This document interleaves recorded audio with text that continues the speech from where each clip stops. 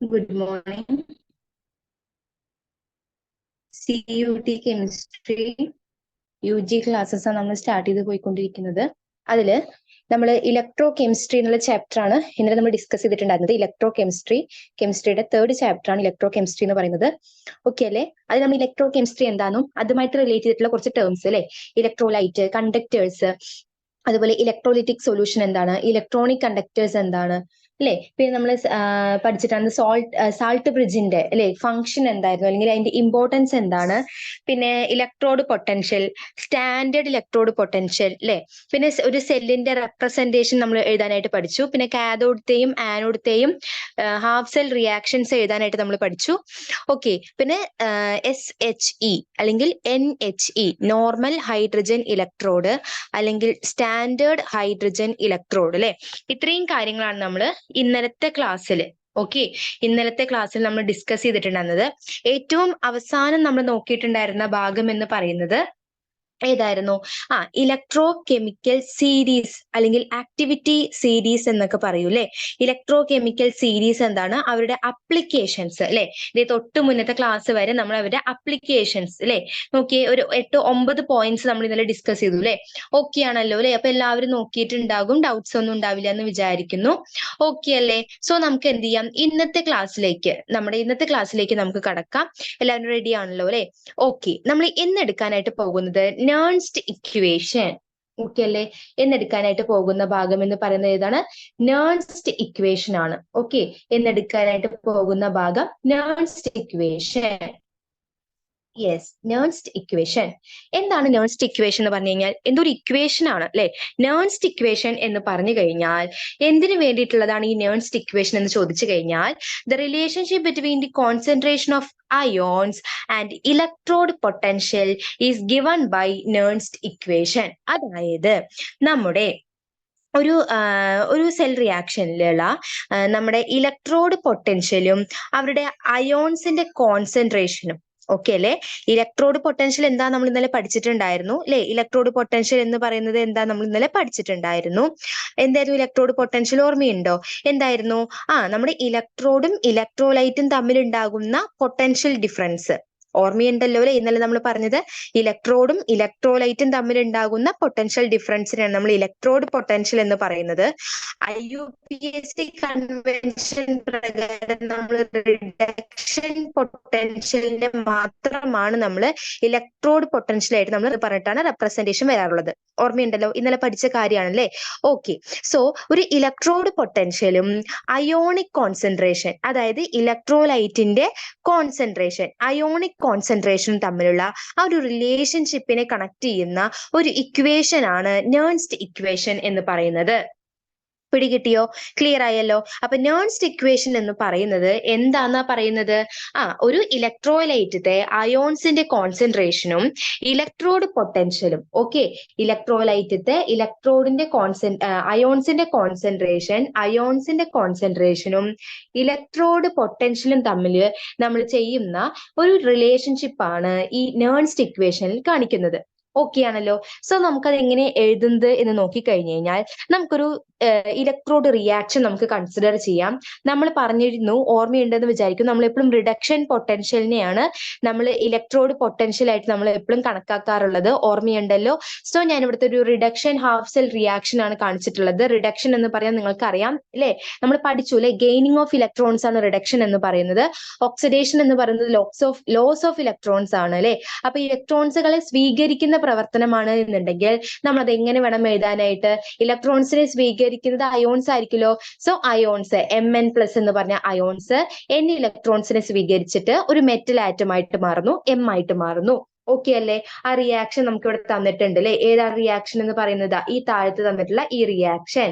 Okay ആണല്ലോ? ഇതാണ് നമ്മുടെ റിഡക്ഷൻ റിയാക്ഷൻ എന്ന് പറയുന്നത്. ഓക്കെ ആണല്ലോ? ഇനി നമുക്ക് എന്ത് ചെയ്യാം? നമുക്ക് ഇതിന്റെ നേൺസ്റ്റ് ഇക്വേഷൻ നമുക്ക് എഴുതാം. ഓക്കെ ആണല്ലോ? നേൺസ്റ്റ് ഇക്വേഷൻ എഴുതാം എന്ന് പറഞ്ഞു കഴിഞ്ഞാൽ, നേൺസ്റ്റ് ഇക്വേഷൻ എഴുതാൻ വേണ്ടി നമ്മൾ പറഞ്ഞു അത് എന്ത് തമ്മിലുള്ള റിലേഷൻഷിപ്പ് ആണ്? ഇലക്ട്രോഡ് പൊട്ടൻഷ്യലും കോൺസെൻട്രേഷൻ ഓഫ് അയോൺസ്, ഒരു ഇലക്ട്രോലൈറ്റത്തെ അയോണുകളുടെ കോൺസെൻട്രേഷനും തമ്മിലുള്ള റിലേഷൻഷിപ്പ് ആണ്. സോ നമുക്കത് എങ്ങനെ എഴുതാം? Mn+m അല്ലെ, Mn+m equal to E0mn plus bar m minus 2.303 RT divided by NF log natural log അല്ലെ log 1 by molar concentration of Mn plus. കിട്ടിയോ? എന്താ ഞാൻ പറയുന്നത്? എന്താ ഞാൻ പറഞ്ഞിട്ടുള്ളത്? അതായത് നമ്മൾ ഇലക്ട്രോഡ് പൊട്ടൻഷ്യൽ, അതായത് EMn plus bar M reduction potential നമ്മൾ എടുത്തു അല്ലെ. നമ്മൾ പറഞ്ഞു അല്ലെ, നമ്മൾ എപ്പോഴും ഇലക്ട്രോഡ് പൊട്ടൻഷ്യലിനെ എങ്ങനെയാ റെപ്രസെന്റ് ചെയ്യാറുള്ളത്? E എഴുതിയിട്ട് Mn plus bar by M അല്ലെ, നമ്മൾ അങ്ങനെ എഴുതാറുള്ളത്. Equal to E0Mn plus bar M എന്ന് പറഞ്ഞു കഴിഞ്ഞാൽ E0 എന്ന് പറഞ്ഞാൽ എന്താണ്? സ്റ്റാൻഡേർഡ് ഇലക്ട്രോഡ് പൊട്ടൻഷ്യൽ അല്ലെ. E0Mn plus bar M minus 2.303. ഈ 2.303 എവിടെ നിന്നാണ് വരുന്നത് എന്ന് ചോദിച്ചു കഴിഞ്ഞാൽ ജസ്റ്റ് ഒന്ന് നിങ്ങളൊന്ന് ഞാൻ ഈ ഒരു റിലേഷനിക്ക് എങ്ങനെ എത്തുന്നതെന്ന് ജസ്റ്റ് ഒന്ന് ഞാൻ പറഞ്ഞുതരാം, ഒന്ന് ശ്രദ്ധിച്ചോളണേ. അതായത് ഈ 2.303 എങ്ങനെ വരിക ചോദിച്ചു കഴിഞ്ഞു കഴിഞ്ഞാൽ നോക്കിക്കേ. യെസ്, ഇത്രയും ഭാഗം ഞാൻ ജസ്റ്റ് ഒന്ന് കാണിച്ചു തരാനാണേ. ഓക്കെ, ഈ 2.303 എങ്ങനെ വരുന്നത് ചോദിച്ചു കഴിഞ്ഞാൽ ആക്ച്വലി നമ്മൾ എഴുതുന്നത് ഈ E0Mn plus bar M equal to എങ്ങനെ വരും? RT by N, sorry equal to അല്ല, മൈനസ് അല്ലേ, മൈനസ് RT അല്ലെ, RT ബൈ NF. ഇങ്ങനെയാണ് കേട്ടോ റിലേഷൻ വരുന്നത്. RT ബൈ NF, അതിൽ ഓരോ ടേമും എന്താന്ന് ഞാൻ പറഞ്ഞുതരാം. ln molar concentration of M divided by molar concentration of Mn plus. Okay അല്ലെ? ഇങ്ങനെയാണ് ആക്ച്വലി ഈ ഒരു ഇക്വേഷൻ വരുന്നത്. ഓക്കെ അല്ലേ? ഇങ്ങനെയാണ് ഇക്വേഷൻ വരുന്നത്. ഓക്കെ അല്ലെ? നമ്മൾ എപ്പോഴും നിങ്ങൾക്ക് അറിയാലേ, നമ്മൾ ഒരു തൊട്ടപ്പുറത്ത് ഒരു സ്റ്റാൻഡേർഡ് ഹൈഡ്രജൻ ഇലക്ട്രോഡ് ഉണ്ടാവും. അതിന്റെ നമ്മൾ എപ്പോഴും ഇലക്ട്രോഡ് പൊട്ടൻഷ്യൽ ആർബിട്രലി നമ്മൾ ഈക്വൽ ടു 0 ആക്കിയിട്ടാണ് വെച്ചിരിക്കുന്നത്. അതും വെച്ചിട്ടാണ് നമ്മൾ മറ്റൊരാളുടെ ഇലക്ട്രോഡ് പൊട്ടൻഷ്യൽ കണ്ടുപിടിക്കുന്നത്. അറിയാലോ, ഓർമ്മയുണ്ടല്ലോ, നമ്മൾ ഇന്നലെ പറഞ്ഞ കാര്യം ഓർമ്മയുണ്ടല്ലോ അല്ലെ? ഓക്കെ, അങ്ങനെയാണെന്നുണ്ടെങ്കിൽ നമുക്ക് എന്ത് പറയാൻ അറിയോ? ഈ മോളാർ കോൺസെൻട്രേഷൻ ഓഫ് എം എന്ന് പറയുന്നത് ഓൾവേസ് ഈക്വൽ ടു 1 ആണ്. ഓക്കെ അല്ലേ? അങ്ങനെ വരുമ്പോൾ ഈ ഇക്വേഷൻ എന്തായിട്ട് മാറും? അങ്ങനെ വരുമ്പോൾ ഈ ഇക്വേഷൻ, മുകളിലത്തെ ഇക്വേഷൻ എന്തായിട്ട് മാറും? യെസ്, ഈ എമ്മിന്റെ സ്ഥാനത്ത് എന്തെന്ന് വരും? എമ്മിന്റെ സ്ഥാനത്ത് എന്ത് വരും നോക്കിക്കേ? 1 എന്ന് പറഞ്ഞു വരും അല്ലേ? 1 എന്ന് പറഞ്ഞു വരില്ലേ? യെസ്, 1 എന്ന് പറഞ്ഞു വരും. Okay, molar concentration of M equal to 1 ആണ്. ഇനി നാച്ചുറൽ ലോഗ്, ഈ ln നമ്മൾ നാച്ചുറൽ ബേസ് 10ലേക്ക് മാറ്റുമ്പോഴാണ് LOG എന്ന് വരുന്നത്. ഓക്കെ ആണോ? LOG എന്ന് വരുമ്പോൾ നമ്മൾ എന്തുകൊണ്ട് മൾട്ടിപ്ലൈ ചെയ്യണം? 2.303 എന്ന് പറഞ്ഞ സംഖ്യ കൊണ്ട് മൾട്ടിപ്ലൈ ചെയ്യണം. അപ്പോഴാണ് ബേസ് 10ൽ നിന്ന് നമ്മൾ നാച്ചുറൽ ലോഗിലേക്ക് മാറുന്നത്. പിടികിട്ടിയോ? മനസ്സിലായോ? അങ്ങനെയാണ് 2.303 RT ബൈ NF എന്ന് ഇക്വേഷൻ മാറിയത്. ഈ LN ലോഗിലേക്ക് നമ്മൾ കൺവേർട്ട് ചെയ്യുമ്പോൾ, നാച്ചുറൽ ലോഗിലേക്ക് നമ്മൾ കൺവേർട്ട് ചെയ്യുന്ന സമയത്ത് 2.303 കൊണ്ട് മൾട്ടിപ്ലൈ ചെയ്യണം. ഓക്കെ അല്ലേ? ക്ലിയർ ആയല്ലോ അല്ലെ? അപ്പൊ അത് ജസ്റ്റ് പറയാൻ വേണ്ടിയിട്ടാണ് ഞാൻ ഇത് എഴുതിയതെന്ന് മാത്രം. ഓക്കെ ആണല്ലോ? അപ്പൊ മോളാർ കോൺസെൻട്രേഷൻ ഓഫ് എം എന്ന് പറയുന്നത് എന്താണ്? ഈക്വൽ ടു 1 ആണ്.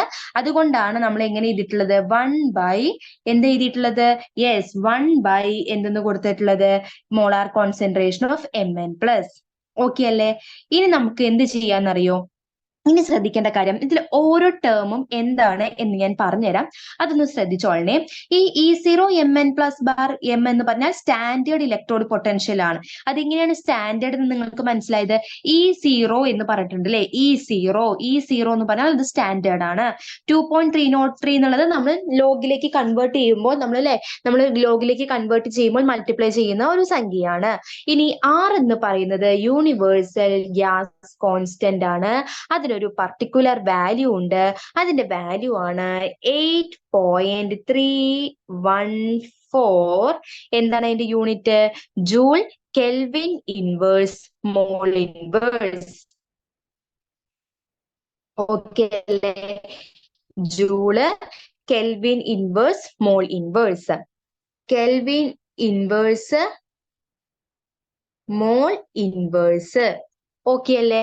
അപ്പൊ ആറിന്റെ വാല്യൂ നിങ്ങൾക്ക് കിട്ടി. ഓക്കെ അല്ലേ?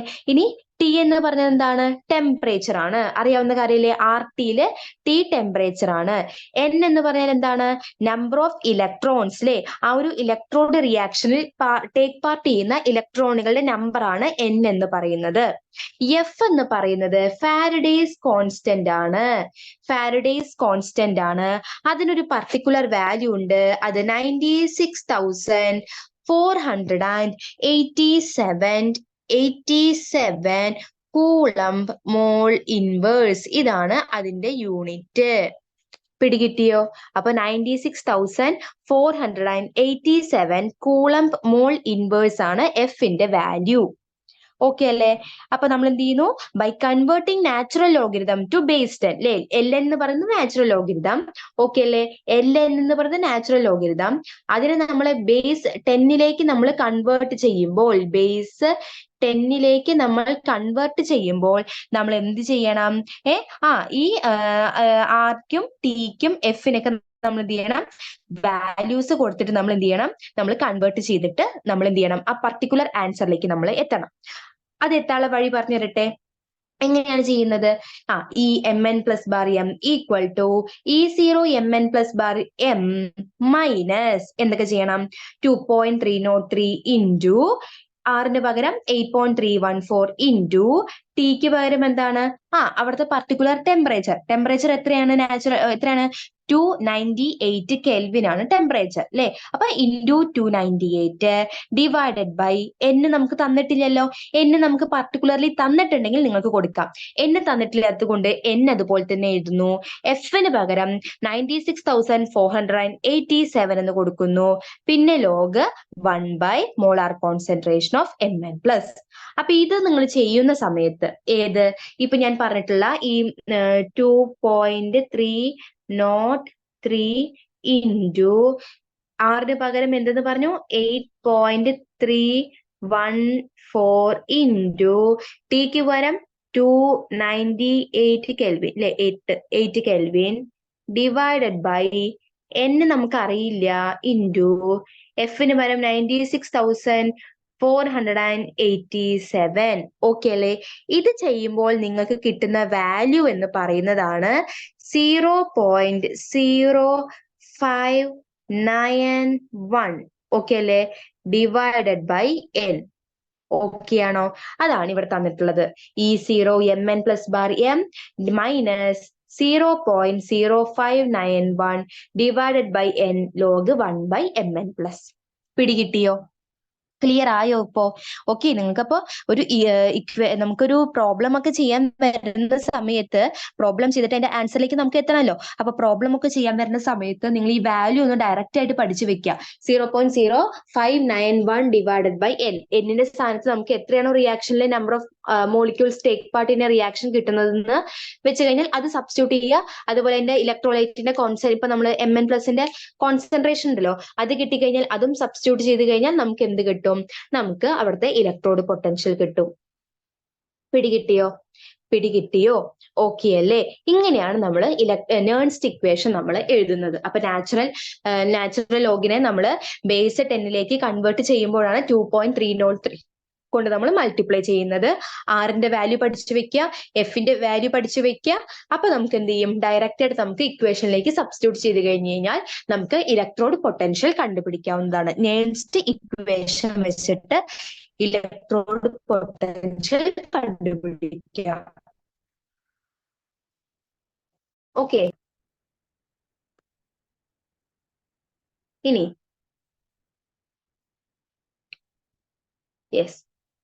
ഇനി ഞാനൊരു സെൽ റിയാക്ഷൻ തരികയാണേ. ഒരു ജനറൽ ആയിട്ടുള്ള ഒരു സെൽ റിയാക്ഷൻ ഞാൻ തന്നു എന്ന് വിചാരിക്കൂ.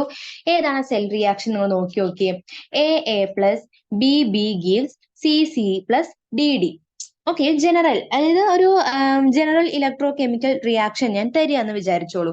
ഇപ്പൊ ഞാൻ തന്നിട്ടുള്ളതാണ് ജനറൽ ആയിട്ടുള്ള ഒരു ഇലക്ട്രോ കെമിക്കൽ റിയാക്ഷൻ എന്ന് വിചാരിച്ചൂടെ? കുഴപ്പമൊന്നുമില്ലല്ലോ വിചാരിക്കാൻ. യെസ്, ഇതാണ് ഒരു ജനറൽ ആയിട്ടുള്ള ഇലക്ട്രോ കെമിക്കൽ റിയാക്ഷൻ എന്ന് വിചാരിക്കാം. ഇയാളുടെ ഇലക്ട്രോഡ് പൊട്ടൻഷ്യൽ അല്ലെങ്കിൽ നേൺസ്റ്റ് ഇക്വേഷൻ നമുക്ക് എങ്ങനെയാണ് എഴുതുന്നത് എന്ന് ചോദിച്ചു കഴിഞ്ഞാൽ എങ്ങനെയാണ് നമ്മൾ എഴുതുന്നത്? ഇ സെൽ ഈക്വൽ ടു നമുക്ക് ഇവിടെ ഈ mn പ്ലസ് ബാർ m എന്നൊന്നും എഴുതേണ്ട ആവശ്യമില്ല അല്ലെ. നമുക്ക് എന്തെന്ന് എഴുതാം, ഇതിന്റെ ഇലക്ട്രോഡ് പൊട്ടൻഷ്യൽ അല്ലെങ്കിൽ ഇതിന്റെ നേൺസ്റ്റ് ഇക്വേഷൻ നമ്മൾ എങ്ങനെ എഴുതുന്നു, ഇ സെൽ ഈക്വൽ ടു എങ്ങനെ എഴുതാം, ഇ സെൽ ഈക്വൽ ടു എങ്ങനെ കൊടുക്കാം പറയൂ, E0 സെൽ അല്ലെങ്കിൽ standard electrode potential E0 cell minus 2.303 RT by NF log ഈ 1 കോൺസെൻട്രേഷൻ ഓഫ് mn പ്ലസിന്റെ സ്ഥാനത്ത് എന്തെന്ന് കൊടുക്കണം, molar concentration of C raised to the power C അല്ലേ, molar concentration of C raised to the power C into molar concentration of D raised to the power D divided by molar concentration of A raised to the power A into molar concentration of B raised to the power B.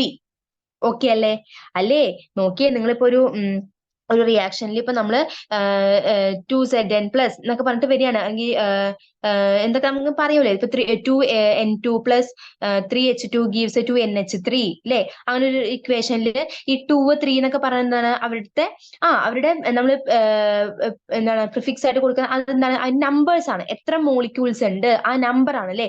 അത് നമ്മൾ എങ്ങനെ എഴുതണം, power ആയിട്ടാണ് നമ്മൾ എഴുതാറുള്ളത് അല്ലെ, അറിയായിരിക്കും അല്ലെ, power ആയിട്ടാണ് നമ്മൾ എഴുതാറുള്ളത്.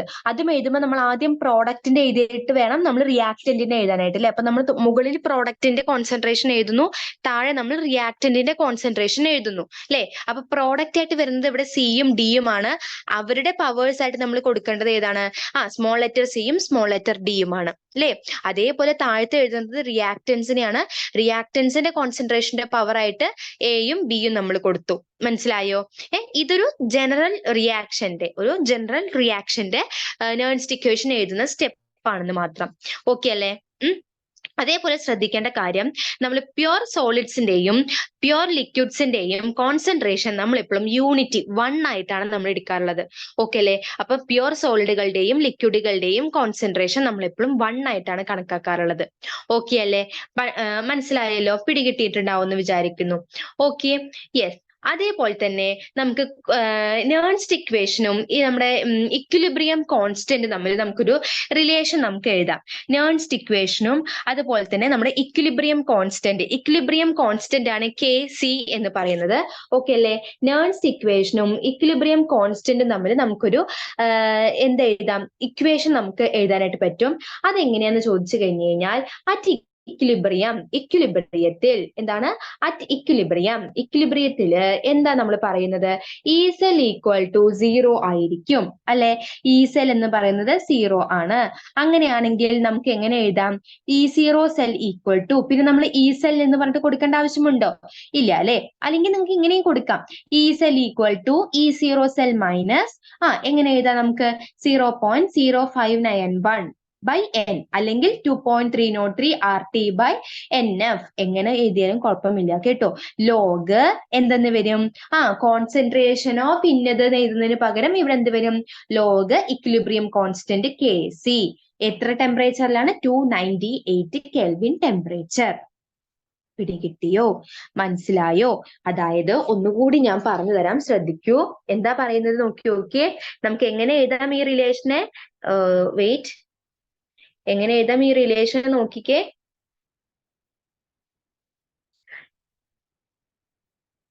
E cell equal to E0 cell minus 2.303 RT divided by NF log Kc. ഇങ്ങനെയാണ് നമ്മൾ ഇതിന്റെ ഇക്വിലിബ്രിയം കോൺസ്റ്റന്റ് എഴുതാറുള്ളത്. ഓക്കെ അല്ലേ?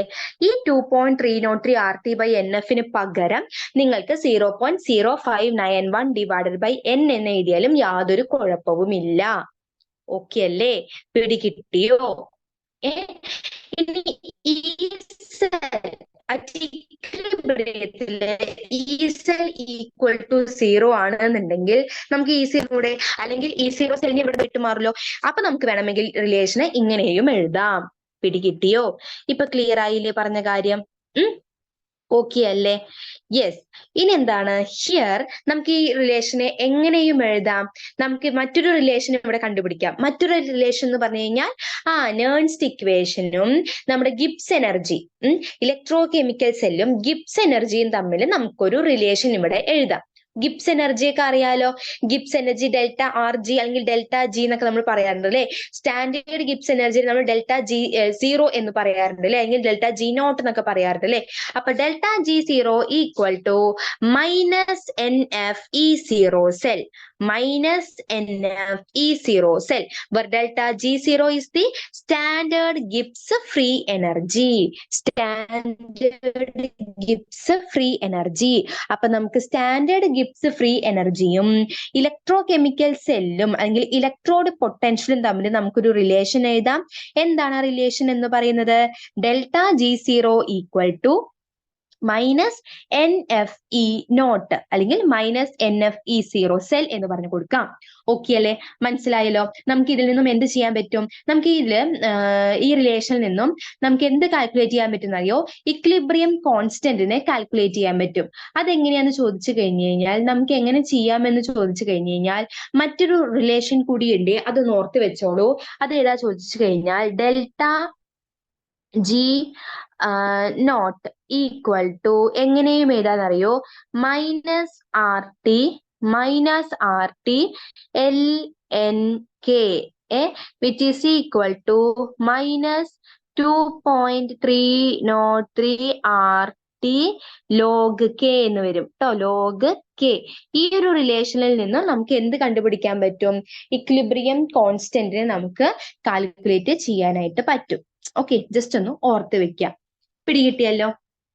ഓക്കെ അല്ലെ, അടുത്ത ഭാഗത്തേക്ക് പോകാം. Okay, yes. ഇപ്പൊ ഞാൻ നേരത്തെ പറഞ്ഞ അതേ കണ്ടോ, അതേ പോയിന്റ് ഇവിടെ പറഞ്ഞത് കണ്ടില്ലേ? ശ്രദ്ധിച്ചോ? ഇതാ ഡെൽറ്റ ജി സീറോ, ആ പോയിന്റ് ഇപ്പൊ നമ്മൾ നേരത്തെ പറഞ്ഞ അതേ കണ്ടോ? Delta G zero equal to minus 2.303 R T log K C. കണ്ടോ? ഈ റിലേഷൻഷിപ്പിൽ നിന്ന് നമുക്ക് എന്ത് കണ്ടുപിടിക്കാൻ പറ്റും? ഗിബ്സ് ഫ്രീ എനർജി ചേഞ്ചും ഇക്വിലിബ്രിയം കോൺസ്റ്റന്റ് തമ്മിലുള്ള റിലേഷൻഷിപ്പ് എഴുതാം. ഇതിൽ നിന്ന് നിങ്ങൾക്ക് ആരെ കണ്ടുപിടിക്കാം? കേസിയുടെ വാല്യൂ കണ്ടുപിടിച്ചൂടെ? ഇല്ലേ, കേസിയുടെ വാല്യൂ കണ്ടുപിടിക്കാമല്ലോ. യെസ്, കേസിയുടെ വാല്യൂ നമുക്ക് കണ്ടുപിടിക്കാൻ പറ്റും. ഓക്കെ അല്ലെ. അപ്പൊ പലതരത്തിലുള്ള ഇക്വേഷൻസ് ഇപ്പൊ നമ്മൾ പഠിച്ചു. ഗിബ്സ് ഫ്രീ എനർജി, അതുപോലെ ഇക്വിലിബ്രിയം കോൺസ്റ്റന്റ്, നേൺസ്റ്റ് ഇക്വേഷൻ അല്ലെ, അങ്ങനെ പലതരത്തിലുള്ള ഇക്വേഷൻസ് പഠിച്ചു. അതൊന്ന് നോട്ട് ചെയ്ത് വെക്കുക. ഓക്കെ അല്ലെ. ഇനി ടൈപ്സ് ഓഫ് റിയാക്ഷൻസ്. ഇപ്പൊ നമ്മൾ പലതരത്തിലുള്ള റിയാക്ഷൻസ് പഠിച്ചു അല്ലെ. സ്പോണ്ടേനിയസ് റിയാക്ഷൻ ഉണ്ട്, നോൺ സ്പോണ്ടേനിയസ് റിയാക്ഷൻ ഉണ്ട്, ഇക്വിലിബ്രിയം റിയാക്ഷൻസ് ഉണ്ട് അല്ലെ. ഇവിടെയൊക്കെ ഈ ഗിബ്സ് ഫ്രീ എനർജിയുടെയും അതുപോലെ ഇലക്ട്രോഡ് പൊട്ടൻഷ്യലിന്റെയും വാല്യൂ എന്തായിരിക്കും എന്നൊന്ന് നോക്കാം നമുക്ക് അല്ലെ. ഇപ്പൊ ഒരു സ്പോണ്ടേനിയസ് റിയാക്ഷൻ ആണ് ഉള്ളത് എന്നുണ്ടെങ്കിൽ, ഒരു റിയാക്ഷൻ സ്പോണ്ടേനിയസ് ആണെന്നുണ്ടെങ്കിൽ അതിന്റെ സ്റ്റാൻഡേർഡ് ഗിബ്സ് ഫ്രീ എനർജി അഥവാ ഡെൽറ്റ ജി നോട്ട് എന്ന് പറയുന്നത് ഇറ്റ്സ് ഓൾവേസ് നെഗറ്റീവ് ആയിരിക്കും. അതുപോലെ അതിന്റെ E0 സെൽ അഥവാ ഇലക്ട്രോഡ് പൊട്ടൻഷ്യൽ എന്ന് പറയുന്നത് ഓൾവേസ് പോസിറ്റീവ് ആയിരിക്കും. അതിന്റെ ഒരു ടിപ്പിക്കൽ എക്സാമ്പിൾ ആണ് ഗാൽവാനിക് സെൽ എന്ന് പറയുന്നത്. പിടികിട്ടിയോ? അപ്പൊ ഒരു സെല്ലിൽ നടക്കുന്ന റിയാക്ഷൻസ് സ്പോണ്ടേനിയസ് ആണെന്നുണ്ടെങ്കിൽ ആ ഡെൽറ്റ ജി സീറോന്റെ വാല്യൂ നെഗറ്റീവ് ആയിരിക്കും. അങ്ങനെയാണെങ്കിൽ E0 സെൽ എന്ന് പറയുന്നത് പോസിറ്റീവ് ആയിരിക്കും. ഗാൽവാനിക് സെല്ലാണ് അവിടുത്തെ ടൈപ്പ് ഓഫ് സെൽ എന്ന് പറയുന്നത്. ഇനിയൊരു ടൈപ്പ് ഓഫ് റിയാക്ഷൻ എന്ന് പറയുന്നത് നോൺ സ്പോണ്ടേനിയസ് റിയാക്ഷൻ ആണെന്നുണ്ടെങ്കിൽ ഡെൽറ്റ ജി സീറോന്റെ വാല്യൂ എങ്ങനെയായിരിക്കും? പോസിറ്റീവ് ആയിരിക്കും. അങ്ങനെയാണെങ്കിൽ E0 സെല്ലിന്റെ വാല്യൂ നെഗറ്റീവ് ആയിരിക്കും. അതിന്റെ ഒരു എക്സാമ്പിൾ ആയിട്ട് നമുക്ക് പറയാൻ പറ്റാവുന്നത് ഇലക്ട്രോലിറ്റിക് സെല്ലാണ്. ഓക്കെ അല്ലെ. ഇനി ഇക്വിലിബ്രിയം കണ്ടീഷനിലാണ് വരുന്നത് എന്നുണ്ടെങ്കിൽ അവിടെ ഡെൽറ്റ ജി സീറോന്റെ വാല്യൂ E0ന്റെ വാല്യൂവും ഈക്വൽ ടു 0 ആയിരിക്കും. അവിടെ വരുന്ന ടൈപ്പ് ഓഫ് സെൽ എന്ന് പറയുന്നത് ഡെഡ് ബാറ്ററി. ഈ ചത്ത ബാറ്ററി എന്നൊക്കെ നമ്മൾ പറയില്ലേ, ബാറ്ററി ചത്തുപോയി, നമ്മൾ ബാറ്ററി പുതിയത് വിടണം എന്നൊക്കെ നമ്മൾ പറയല്ലോ. അപ്പൊ അത്തരത്തിലുള്ള ഡെഡ് ബാറ്ററീസിലാണ് ഇങ്ങനെയുള്ള ഇക്വിലിബ്രിയം കണ്ടീഷൻസ് നമ്മൾ കാണാറുള്ളത്. ഓക്കെ അല്ലേ, ക്ലിയർ ആയല്ലോ? ഓക്കെ, അപ്പൊ ടൈപ്പ് ഓഫ് റിയാക്ഷൻസ് ഓർത്ത് വെക്കുക. അവിടെ ഡെൽറ്റ ജി സീറോന്റെയും അതുപോലെ E0 സെല്ലിന്റെയും വാല്യൂസ് എന്താണ് വരുന്നത് ഓർത്ത് വെക്കുക. അതിന്റെ ഒരു എക്സാമ്പിൾ, അതായത് ഗാൽവാനിക് സെല്ല്, ഇലക്ട്രോലിറ്റിക് സെൽ എന്നൊക്കെ പറഞ്ഞിട്ട് ഇപ്പൊ നമ്മൾ പറഞ്ഞല്ലോ, അതും കൂടി ഒന്ന് നോട്ട് ചെയ്ത് വെക്കുക. ക്ലിയർ ആയില്ലേ? ഓക്കെ അല്ലേ. സോ നമുക്ക് അടുത്ത ഭാഗത്തേക്ക് പോയാലോ? യെസ്. നമുക്ക് അടുത്ത ടോപ്പിക്കിലേക്ക് മൂവ് ചെയ്യാം.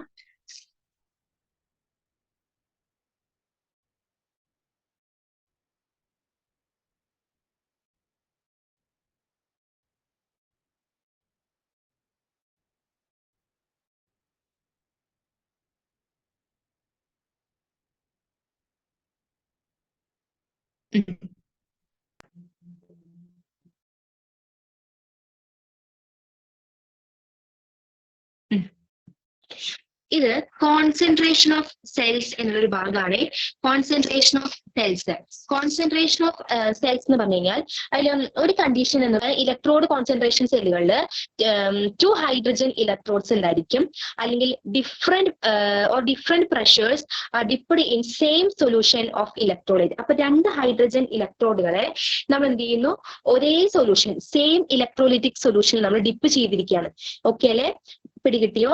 അവിടുത്തെ പ്രഷർ എങ്ങനെയായിരിക്കും? ഡിഫറെന്റ് പ്രഷർ ആയിരിക്കും. ഇപ്പൊ ഞാൻ ഓക്കെ അല്ലെ, പ്ലാറ്റിനം ബോർഡുകളെ ഞാൻ എന്ത് ചെയ്തു, HCl സൊല്യൂഷനിലാണ് ഡിപ്പ് ചെയ്തിരിക്കുക. അപ്പൊ H+ ആണ് അവിടുത്തെ മീഡിയം ആയിട്ട് വരുന്നത് അല്ലെ. അപ്പൊ H+ എന്ന് പറയുന്ന മീഡിയത്തിൽ നമ്മൾ ഡിപ്പ് ചെയ്ത് കഴിഞ്ഞിട്ടുണ്ടെങ്കിൽ അവിടുത്തെ പ്രഷർ നമ്മൾ വേരിയേഷൻ ഉണ്ട് എന്ന് പറഞ്ഞു. P1 > P2 ആണെന്നുണ്ടെങ്കിൽ നമുക്ക് എങ്ങനെ എഴുതാം? അവിടുത്തെ E-cell എന്ന് പറയുന്നത് E0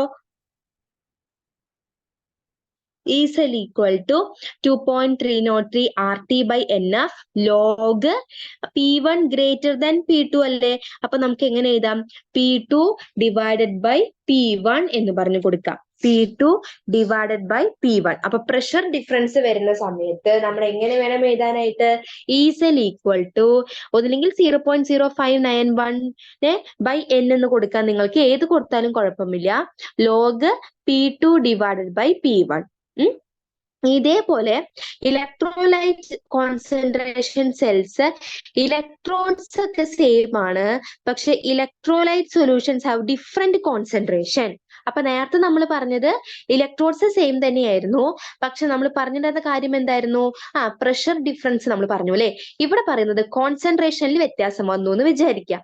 ഇപ്പൊ ഞാൻ സിങ്ക് എന്ന് പറഞ്ഞ ഇലക്ട്രോഡ്, അപ്പൊ ഇലക്ട്രോഡ്സ് സെയിം ആണ്. സിങ്ക് ഇലക്ട്രോഡിനെ ഞാൻ എന്ത് ചെയ്തു, എന്താണ്, സെയിം ഇലക്ട്രോലിറ്റിക് സൊല്യൂഷനിൽ ഡിപ്പ് ചെയ്തു. ഇപ്പൊ സിങ്ക് സൾഫേറ്റും അങ്ങനെ സെയിം ഇലക്ട്രോലിറ്റിക് സൊല്യൂഷനിൽ ഞാൻ ഡിപ്പ് ചെയ്തു. പക്ഷെ ശ്രദ്ധിക്കണം, രണ്ടുപേരുടെയും കോൺസെൻട്രേഷൻ വ്യത്യാസമാണ്. അതായത് C2ന്റെ concentration is greater than C1. Okay അല്ലെ? അതൊന്ന് ഓർത്ത് വെച്ച് കഴിഞ്ഞു കഴിഞ്ഞാൽ നമുക്ക് എങ്ങനെ ഇവിടുത്തെ E-cell എഴുതാൻ സാധിക്കും? E-cell എന്ന് പറഞ്ഞാൽ നമ്മൾ എങ്ങനെ എഴുതും? 2.303 RT/NF log C2/C1. ഓക്കെ അല്ലെ? C2/C1. ശ്രദ്ധിക്കണം, കോൺസെൻട്രേഷൻ ആർക്കാണോ കൂടുതൽ അയാളെ വേണം നമ്മൾ മുകളിൽ എഴുതാനായിട്ട്. അപ്പൊ C2 / C1. മറ്റോടത്ത് എങ്ങനെയായിരുന്നു? P1 > P2 ആയിരുന്നു, പക്ഷേ പ്രഷർ ആർക്കാണോ കുറവ് അയാളെയാണ് നമ്മൾ നേരത്തെ മുകളിൽ എഴുതിയത് അല്ലെ. ഇവിടെ എഴുതുമ്പോൾ കോൺസെൻട്രേഷൻ ആർക്കാണോ കൂടുതൽ അവര് മുകളിൽ എഴുതണം. അപ്പൊ C2 / C1. അതിനെ തന്നെ നമുക്ക് എങ്ങനെയും എഴുതാം. എങ്ങനെ എഴുതാം ഇതിനെ തന്നെ? ഇതിനെ തന്നെ നമുക്ക് എങ്ങനെയും കൊടുക്കാം. നോക്കി നോക്കിയേ, എങ്ങനെ കൊടുക്കാം? 0.0591 അല്ലെ, 0.0591 കണ്ടോ, 0.0591 log C2 / C1. ഇങ്ങനെ തന്നെ ഇതിനെ കൊടുക്കാം. പിടികിട്ടിയോ? ഓക്കെ അല്ലേ? അപ്പൊ ഒരേ ഇലക്ട്രോലിറ്റിക് സൊല്യൂഷനും ഒരേ ഇലക്ട്രോഡുകൾ ആണെങ്കിൽ കൂടി പ്രഷറിലോ കോൺസെൻട്രേഷനിലോ വ്യതിയാനം വന്നു കഴിഞ്ഞാൽ, അല്ലെങ്കിൽ വേരിയേഷൻസ് വന്നു കഴിഞ്ഞാൽ അതനുസരിച്ചിട്ട് നേൺസ് ഇക്വേഷനിൽ മാറ്റം വരും. ഓക്കെ അല്ലേ? ക്ലിയർ ആയല്ലോ? അത് എഴുതാനായിട്ടൊന്ന് പഠിച്ചിരിക്കണം. ഓക്കെ, നമുക്ക് നെക്സ്റ്റ് പോർഷനിലേക്ക് പോയാലോ? റെഡി അല്ലേ? യെസ്. അടുത്തതാണ് കണ്ടക്റ്റൻസ്. അടുത്ത ഭാഗമാണ് കണ്ടക്റ്റൻസ്. നമ്മള് ക്യാപിറ്റൽ G കൊടുത്തിട്ടുണ്ട് അല്ലെ. ക്യാപിറ്റൽ G എന്നാണ് കൊടുത്തിരിക്കുന്നത്. കണ്ടക്റ്റൻസിനെ നമ്മൾ G എന്നുള്ള ലെറ്റർ വെച്ചിട്ടാണ് നമ്മൾ സൂചിപ്പിക്കാറുള്ളത്. Capital G, conductance. Okay, conductance എന്ന് പറഞ്ഞു കഴിഞ്ഞാൽ ക്യാപിറ്റൽ ലെറ്റർ G നിന്നുള്ള ലെറ്റർ വെച്ചിട്ടാണ് നമ്മൾ സൂചിപ്പിക്കാറുള്ളത്. ഓർമ്മയില്ലേ, നമ്മൾ ഇന്നലത്തെ ക്ലാസ്സിൽ നമ്മൾ കണ്ടക്ടേഴ്സ് എന്ന് പറഞ്ഞത് ഓർമ്മയുണ്ടോ? മെറ്റാലിക് കണ്ടക്ടേഴ്സ്, അല്ലെങ്കിൽ ഇലക്ട്രോണിക് കണ്ടക്ടേഴ്സ്, അല്ലെങ്കിൽ ഇലക്ട്രോലിറ്റിക് കണ്ടക്ടേഴ്സ് ഓർമ്മയുണ്ടോ? പൊടി തട്ടി ഇടിക്കണോ? ഒന്നുകൂടി ജസ്റ്റ് പറഞ്ഞു തരട്ടെ. യെസ്, അതായത് കണ്ടക്ടേഴ്സ് എന്ന് പറഞ്ഞു കഴിഞ്ഞാൽ ഇലക്ട്രിസിറ്റീനെ അല്ലെങ്കിൽ കണ്ടക്ട് ചെയ്യുന്ന ആൾക്കാരെ നമ്മൾ കണ്ടക്ടേഴ്സ് എന്ന് വിളിക്കുന്നത്. അതിന് നമുക്ക് രണ്ടായിട്ട് തിരിക്കാൻ സാധിക്കും. ഒന്ന് മെറ്റാലിക് കണ്ടക്ടേഴ്സ് അല്ലെങ്കിൽ ഇലക്ട്രോണിക് കണ്ടക്ടേഴ്സ്, മറ്റൊന്ന് ഇലക്ട്രോലിറ്റിക് കണ്ടക്ടേഴ്സ് ആണ്. മെറ്റാലിക് അഥവാ ഇലക്ട്രോണിക് കണ്ടക്ടേഴ്സ് എന്ന് പറഞ്ഞു കഴിഞ്ഞാൽ അവിടെ ഇലക്ട്രോൺസിന്റെ മൂവ്മെന്റ് വഴിയായിരിക്കും ഇലക്ട്രിസിറ്റീനെ കണ്ടക്ട് ചെയ്യുന്നുണ്ടാവുന്നത്. അതിന്റെ എക്സാമ്പിൾ ആയിട്ട് നമുക്ക് നമ്മുടെ മെറ്റൽസിനെ പറയാം. ഇപ്പൊ സിൽവർ, കോപ്പർ, അലുമിനിയം, ഇതൊക്കെ അതിന്റെ എക്സാമ്പിൾസ് ആണ്. ഇലക്ട്രോലിറ്റിക് കണ്ടക്ടേഴ്സ് എന്ന് പറഞ്ഞു കഴിഞ്ഞാൽ അതായത് അതിന്റെ മോൾട്ടൺ സ്റ്റേറ്റിലായിരിക്കും ഇലക്ട്രിസിറ്റിനെ കണ്ടക്ട് ചെയ്യുന്നുണ്ടാവുന്നത് ആ സബ്സ്റ്റൻസസ്. അവിടെ ഇലക്ട്രോൺസിന്റെ മൂവ്മെന്റ് വഴിയല്ല, അയോണുകളുടെ മൂവ്മെന്റ് വഴിയാണ് ഇലക്ട്രോലിറ്റിക് കണ്ടക്ടേഴ്സിൽ കണ്ടക്ട് ചെയ്യുന്നത്. ഓർമ്മയുണ്ടല്ലോ? പിടികിട്ടിയോ? ഇത്രയും കാര്യങ്ങൾ നമ്മൾ ഇന്നലെ പറഞ്ഞു കഴിഞ്ഞ കാര്യമാണ് അല്ലെ? സോ നമ്മൾ ഇന്ന് പഠിക്കാനായിട്ട് പോകുന്നത് കണ്ടക്ടൻസ് എന്നുള്ള ഭാഗമാണ്. ക്യാപിറ്റൽ ലെറ്റർ G വെച്ചിട്ടാണ് നമ്മൾ കണ്ടക്ടൻസിനെ സൂചിപ്പിക്കുന്നത്. It is the is of flow of electric current through the conductor. Okay അല്ലെ? ഒരു കണ്ടക്ടറിലൂടെയുള്ള ഇലക്ട്രിസിറ്റിയുടെ ഈസ് ഓഫ് ഫ്ലോനെയാണ് നമ്മൾ കണ്ടക്ടൻസ് എന്ന് പറയുന്നത്. അത് റെസിസ്റ്റൻസിന്റെ റെസിപ്രോക്കൽ ആണ്. ഓക്കെ അല്ലേ? പിടികിട്ടിയോ? ഇൻവേഴ്സോ റെസിപ്രോക്കലോ എന്ത് വേണമെങ്കിലും പറയാം. റെസിസ്റ്റൻസ് R ആണ്. Rന്റെ ഇൻവേഴ്സ് അല്ലെങ്കിൽ റെസിപ്രോക്കൽ ആണ് കണ്ടക്ടൻസ് G എന്ന് പറയുന്നത്. ഓക്കെ അല്ലേ? അടുത്ത ഭാഗത്തേക്ക് പോയാലോ?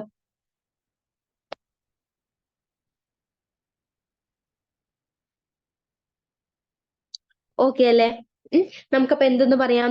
G ഈക്വൽ ടു 1/R അല്ലെ? 1/R എന്ന് പറയാം. G equal to 1/R. എങ്ങനെ G ഈക്വൽ ടു 1/R എന്ന് കിട്ടിയത്? എങ്ങനെ G ഈക്വൽ ടു 1/R എന്ന് കിട്ടിയത്? യെസ്, അതായത് റെസിപ്രോക്കൽ ആണ്. ആരുടെ? നമ്മുടെ റെസിസ്റ്റൻസിന്റെ അല്ലെങ്കിൽ ഇൻവേഴ്സ് ആണ്. അപ്പൊ 1/R എന്ന് പറഞ്ഞു കൊടുക്കാം അല്ലെ? ഇതിന്റെ യൂണിറ്റ് എങ്ങനെയായിരിക്കും? ഓം ഇൻവേഴ്സ് ആണ്. അതായത് നമ്മുടെ റെസിസ്റ്റൻസിന്റെ യൂണിറ്റ് ഓം ആണ്. അതിന്റെ ഇൻവേഴ്സ് ആണെന്ന് പറയുമ്പോൾ ഓം ഇൻവേഴ്സ് ആണ്. അല്ലെങ്കിൽ നമുക്ക് ഇതിനെ മോ എന്നൊക്കെ പറയാം. മോസ് അല്ലെങ്കിൽ ഓം ഇൻവേഴ്സ്, ഇങ്ങനെയൊക്കെ നമുക്ക് കൊടുക്കാം. കേട്ടോ? മോ അല്ലെങ്കിൽ ഓം ഇൻവേഴ്സ് എന്നൊക്കെ നമുക്ക് വേണമെങ്കിൽ കൊടുക്കാം. മോ അല്ലെങ്കിൽ ഓം ഇൻവേഴ്സ്. ഓക്കെ അല്ലേ? ഇതാണ് കണ്ടോ, വളരെ ഇമ്പോർട്ടന്റ് ആണ്. G equal to 1/R. R എന്ന് പറയുമ്പോൾ റെസിസ്റ്റൻസ് ആണ്. റെസിസ്റ്റൻസിന്റെ റെസിപ്രോക്കൽ ആണ് ഏതെന്ന് പറയുന്നത്? കണ്ടക്ടൻസ് എന്ന് പറയുന്നത്. അതിന്റെ യൂണിറ്റ് ഓം ഇൻവേഴ്സ് ആണ്, അല്ലെങ്കിൽ മോസ് എന്ന് പറയാം, അല്ലെങ്കിൽ ഈ ഒരു സിമ്പിൾ അല്ലെ, ഓം ഇൻവേഴ്സിന്റെ സിമ്പിൾ ഉണ്ടല്ലോ, അത് വെച്ചിട്ട് നമുക്ക് സൂചിപ്പിക്കാം. ഓക്കെ അല്ലേ? ഇനി എന്താണ്? നമുക്ക് സ്പെസിഫിക് കണ്ടക്ടിവിറ്റി. അടുത്ത ഭാഗം നോക്കിയാലോ? എന്താ അത്? സ്പെസിഫിക് കണ്ടക്ടിവിറ്റി എന്ന് പറഞ്ഞാൽ എന്താണ്? It is the reciprocal of specific resistance. Specific റെസിസ്റ്റൻസിന്റെ റെസിപ്രോക്കൽ. ഓക്കെ അല്ലെ? സ്പെസിഫിക് റെസിസ്റ്റൻസിന്റെ റെസിപ്രോക്കൽ. ഓക്കെ, അപ്പൊ സ്പെസിഫിക് കണ്ടക്ടിവിറ്റി എന്ന് പറഞ്ഞു കഴിഞ്ഞാൽ സ്പെസിഫിക് റെസിസ്റ്റൻസിന്റെ റെസിപ്രോക്കൽ ആണ്. ഓക്കെ, എന്താണ് ഈ സ്പെസിഫിക് റെസിസ്റ്റൻസ് എന്ന് പറഞ്ഞു കഴിഞ്ഞാൽ? സ്പെസിഫിക് റെസിസ്റ്റൻസ് എന്ന് പറഞ്ഞാൽ എന്താണ്? സ്പെസിഫിക് റെസിസ്റ്റൻസ് എന്ന് പറഞ്ഞാൽ എന്താണ് എന്നുള്ളത് ഞാനൊരു ലോ വെച്ചിട്ട് പറഞ്ഞുതരാം. ആ ലോന്റെ പേരാണ് ഓംസ് ലോ. ഓർമ്മയുണ്ടോ? Ohm's law. എന്താണ് ഓംസ് ലോ എന്ന് പറഞ്ഞു കഴിഞ്ഞാൽ?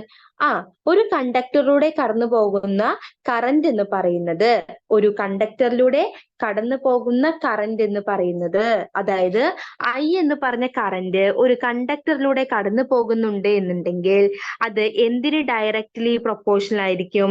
Potential difference VK directly proportional ആയിരിക്കും. ഓക്കെ അല്ലേ?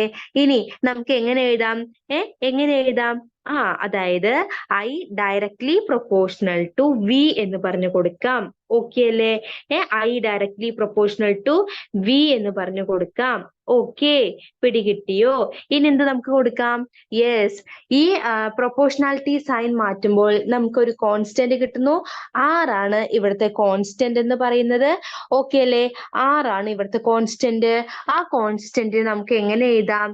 റെസിസ്റ്റൻസ് ഓഫ് ദ കണ്ടക്ടർ എന്ന് പറയാം. Okay, resistance of the conductor എന്ന് പറയാം. ഓക്കെ അല്ലേ? അപ്പൊ current passing through a conductor is directly proportional to the potential difference V applied. Therefore I is equal to V എന്ന് പറഞ്ഞു കൊടുക്കാം. Then I is equal to എന്തെന്ന് കൊടുക്കാം? V divided by R എന്ന് പറഞ്ഞു കൊടുത്തു. Where R is the resistance of the conductor and its unit is ohm. Okay അല്ലേ? പിടികിട്ടിയല്ലോ അല്ലെ? ഇനി ശ്രദ്ധിക്കേണ്ട കാര്യം, ഏതൊരു സബ്സ്റ്റൻസിന്റെയും അല്ലെങ്കിൽ ഏതൊരു ഒബ്ജക്റ്റിന്റെയും ഈ റെസിസ്റ്റൻസ് എന്ന് പറയുന്നത്, ശ്രദ്ധിക്കണേ, ഏതൊരു സബ്സ്റ്റൻസിന്റെയും അല്ലെങ്കിൽ ഏതൊരു ഒബ്ജക്റ്റിന്റെയും റെസിസ്റ്റൻസ് എന്ന് പറയുന്നത് എന്തിന് ഡയറക്ട്ലി പ്രൊപ്പോർഷണൽ ആയിരിക്കും? അതിന്റെ ലെങ്തിന് ഡയറക്ട്ലി പ്രൊപ്പോർഷണലും അവിടുത്തെ ആ ഒരു ഇതിന്റെ ഏരിയയ്ക്ക് ഇൻവേഴ്സ്ലി പ്രൊപ്പോർഷണലും ആയിരിക്കും. അതായത് L/A. ഓക്കെ അല്ലേ? ഇനി പ്രൊപ്പോർഷണാലിറ്റി സൈൻ മാറ്റില്ലേ? അപ്പൊ നമുക്കൊരു കോൺസ്റ്റന്റ് കിട്ടില്ലേ? അതാണ് റോ ഇൻറ്റു L/A. പിടികിട്ടിയോ? വേർ റോ എന്ന് പറഞ്ഞു കഴിഞ്ഞാൽ റെസിസ്റ്റിവിറ്റി ഓർ സ്പെസിഫിക് റെസിസ്റ്റൻസ്. ഇപ്പൊ കിട്ടിയോ എന്താണ് സ്പെസിഫിക് റെസിസ്റ്റൻസ് എന്ന്? പിടികിട്ടിയോ? ഓക്കെ അല്ലേ? അപ്പോ ഓംസ് ലോ പ്രകാരം I directly proportional to V ആണ്. I is equal to V/R ആണ്.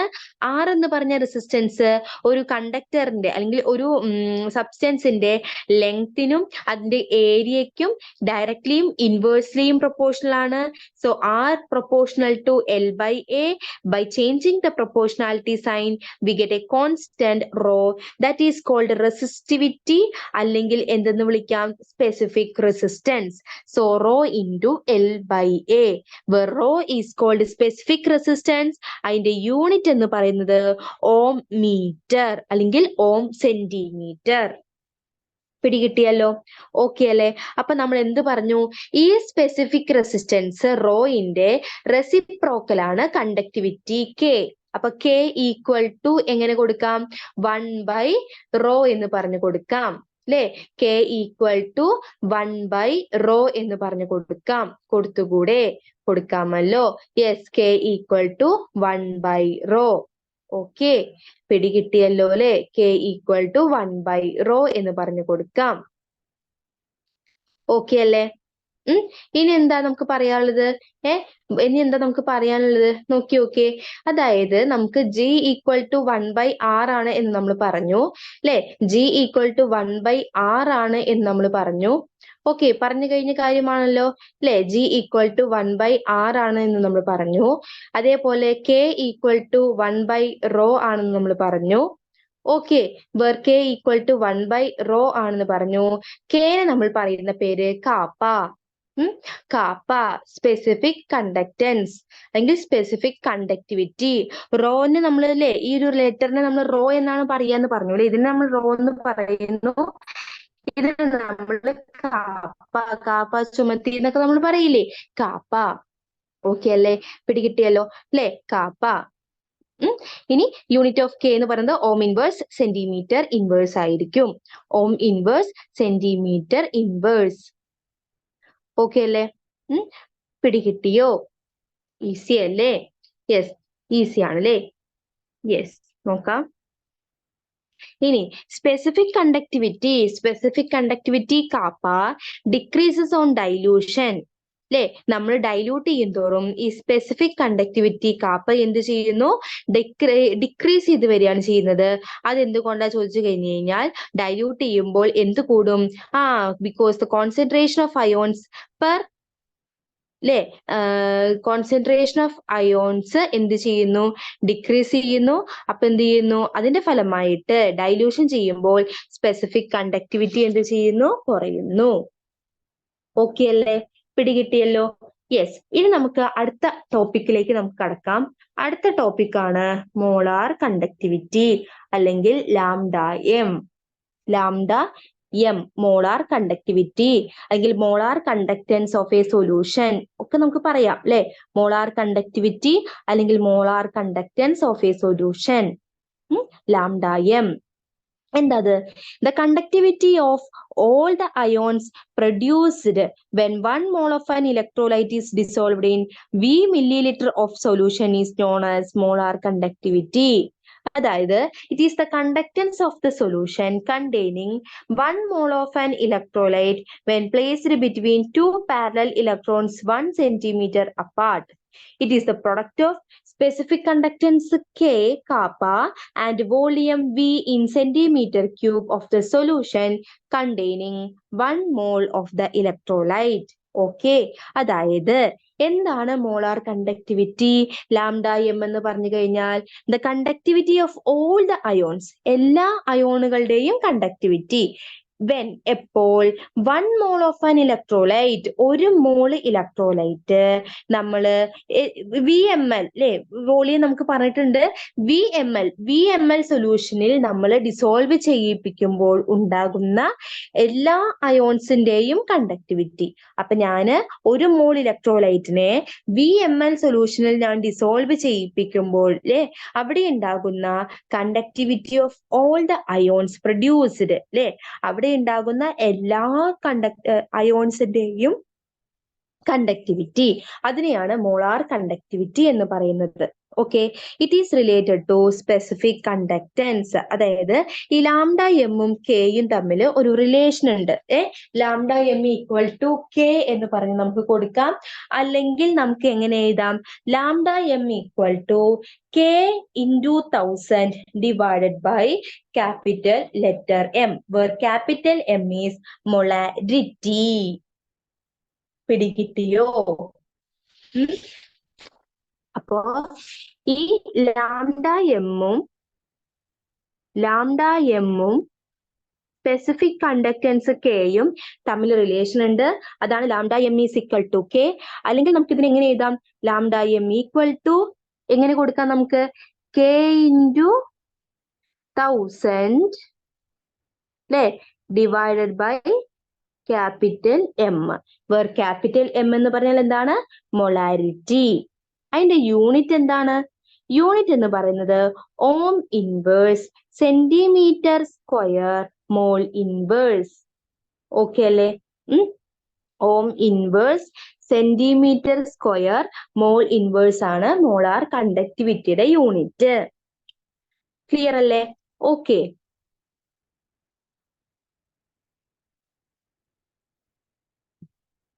ഓക്കെ അല്ലേ? പിടികിട്ടിയോ? ഈസി അല്ലേ? യെസ്. ഓക്കെ, ഇനി നമുക്ക് എന്തെന്നും പറയാമെന്നറിയോ? ഓക്കെ, എന്തെന്നും പറയാം?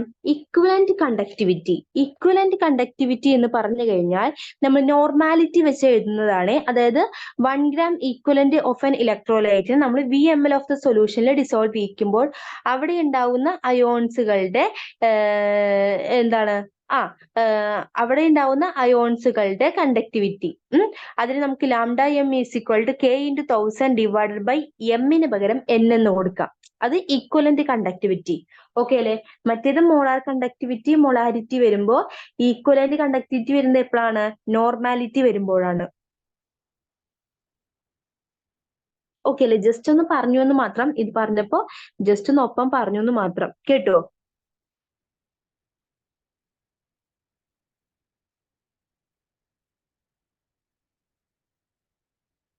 ഓക്കെ അല്ലേ? യെസ്. ഇനി നമുക്ക് അടുത്തതിലേക്ക് പോകാം. അടുത്തെന്ന് പറഞ്ഞു കഴിഞ്ഞാൽ ഡി-ബൈ-ഹക്കിൾ ഓൺ-സാഗർ ഇക്വേഷൻ. ഡി-ബൈ-ഹക്കിൾ ഓൺ-സാഗർ ഇക്വേഷൻ എന്ന് പറഞ്ഞാൽ എന്താണ്? ഡി-ബൈ-ഹക്കിൾ ഓൺ-സാഗർ ഇക്വേഷൻ എന്ന് പറഞ്ഞു കഴിഞ്ഞാൽ it gives A relationship between molar conductivity lambda M at a particular concentration and molar conductivity lambda m at infinite dilution. Okay അല്ലേ? എന്താണ് പറയുന്നത്?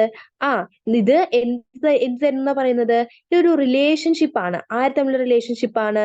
മോളാർ കണ്ടക്ടിവിറ്റി ലാംഡ എമ്മും മോളാർ കണ്ടക്ടിവിറ്റി ലാംഡ എമ്മിന്റെ പർട്ടിക്കുലർ കോൺസെൻട്രേഷനിലും ഇൻഫൈനൈറ്റ് ഡൈലൂഷനിലും ഉണ്ടാകുന്ന അവർ തമ്മിലുള്ള ഒരു റിലേഷൻഷിപ്പിനെ കാണിക്കുന്നതാണ് ഏതെന്ന് പറയുന്നത്?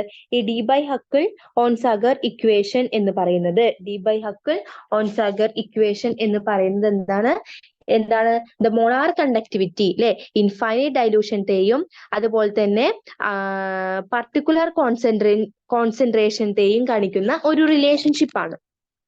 ഓക്കെ അല്ലേ? അതെങ്ങനെ എഴുതുന്നത് ചോദിച്ചു കഴിഞ്ഞാൽ എങ്ങനെ എഴുതാ ചോദിച്ചു കഴിഞ്ഞാൽ ആ ഒരു റിലേഷൻ എന്ന് പറയുന്നത് lambda M equal to lambda 0 M minus root C. Okay, root C. Okay അല്ലേ?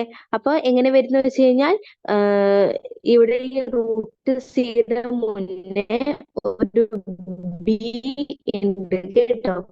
റൂട്ട് സിയുടെ മുന്നേ ബിയോ എയോ നമുക്ക് എങ്ങനെ വേണമെങ്കിലും കൊടുക്കാം.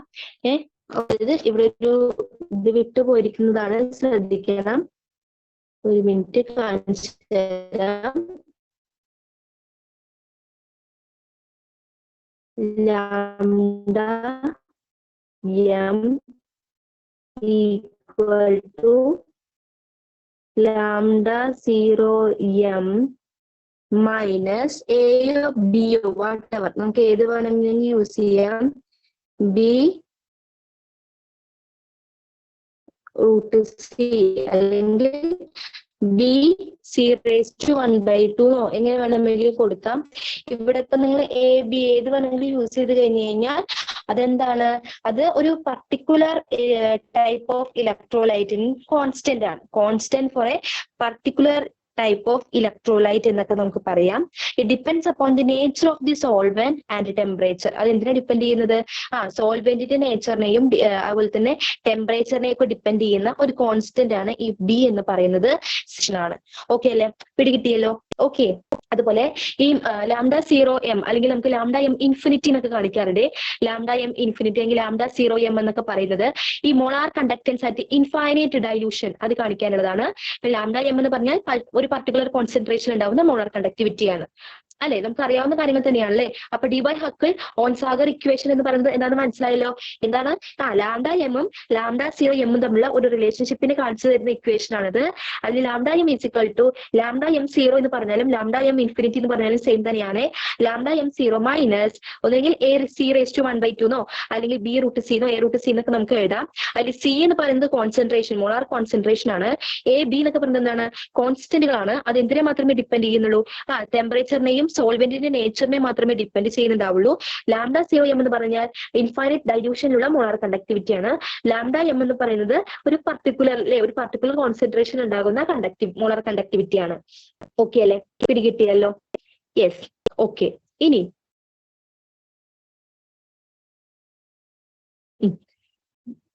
വരുന്ന അടുത്ത ഭാഗം എന്ന് പറയുന്നത് ഈ കണ്ടക്ടിവിറ്റീനെ എഫക്ട് ചെയ്യുന്ന ഫാക്ടേഴ്സ്. കണ്ടക്ടിവിറ്റി എന്ന് പറയുമ്പോൾ മോളാർ കണ്ടക്ടിവിറ്റി, അതിനെ എഫക്ട് ചെയ്യുന്ന കുറച്ച് ഫാക്ടേഴ്സ് ഉണ്ട്.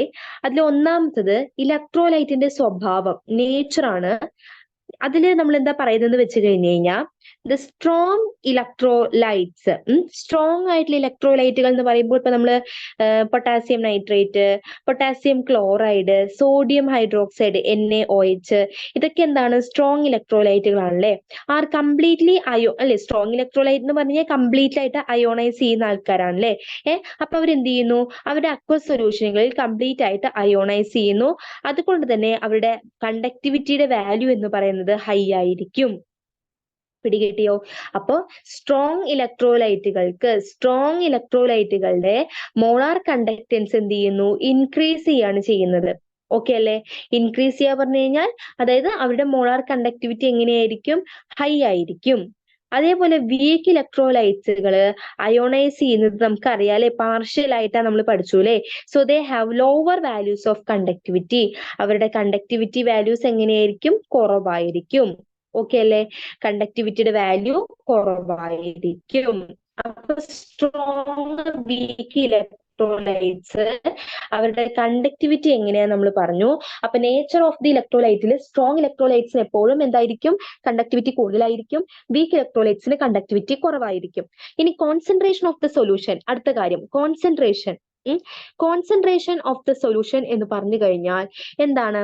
The concentrated solutions of strong electrolyte. ഇപ്പൊ സ്ട്രോങ് ഇലക്ട്രോലൈറ്റ്സിന്റെ കോൺസെൻട്രേറ്റഡ് സൊല്യൂഷനുകളുടെ അവർക്കൊരു സിഗ്നിഫിക്കന്റ് ആയിട്ടുള്ള ഇന്റർ അയോണിക് അട്രാക്ഷൻസ് ആയിരിക്കും ഉണ്ടായിരിക്കുന്നത്, which reduces the speed of ions and lower the value of lambda M and lambda equivalent. അല്ലെ? ലാംഡ ഇക്വലന്റ് എന്താ സംഭവം എന്ന് വെച്ച് കഴിഞ്ഞു കഴിഞ്ഞാൽ ഇപ്പൊ നമ്മള് ഒരു ഇത് പറഞ്ഞു കഴിഞ്ഞു കഴിഞ്ഞാൽ നോക്കിയേ, എന്താ സംഭവം എന്ന് വെച്ച് കഴിഞ്ഞാൽ ഇപ്പൊ നമ്മൾ സ്ട്രോങ് ഇലക്ട്രോലൈറ്റ്സിന്റെ കോൺസെൻട്രേഷൻ എടുത്തു എന്ന് വിചാരിക്കാം. ലാംഡ എം വിത്ത് കോൺസെൻട്രേഷൻ ഫോർ സ്ട്രോങ് ഇലക്ട്രോലൈറ്റ് നമ്മൾ എടുത്തുന്നുണ്ടെങ്കിൽ ഇവരുടെ മോളാർ കണ്ടക്ടൻസ് എന്ത് ചെയ്യുന്നറിയോ? ഇൻക്രീസസ് സ്ലോവ്ലി വിത്ത് ഡിക്രീസിങ് കോൺസെൻട്രേഷൻ. അതായത് ഈ കോൺസെൻട്രേഷൻ മെല്ലെ മെല്ലെ കൂടി വരുന്തോറും ഈ മോളാർ കണ്ടക്ടൻസ് എന്ത് ചെയ്യുന്നു? പതിയെ പതിയെ കൂടുകയാണ് ചെയ്യുന്നത്. ഓക്കെ അല്ലേ? മനസ്സിലായോ? പതിയെ പതിയെ കൂടി കൂടി വരികയാണ് ചെയ്യുന്നത്. ഓക്കെ അല്ലേ? മനസ്സിലായോ? അപ്പൊ ഇതിൽ രണ്ടും തന്നിട്ടുണ്ട്. KCL തന്നിട്ടുണ്ട്. KCL എന്ന് പറയുന്നത് ഇപ്പൊ ഞാൻ രണ്ടും നോക്കി, ഈ രണ്ടും കൂടി ഞാനൊരു ഗ്രാഫിൽ ഇവിടെ തന്നിട്ടുണ്ട് ഈ ചിത്രത്തില്. കാണുന്നുണ്ടാവും വിചാരിക്കുന്നു. ഒരു മിനിറ്റ്.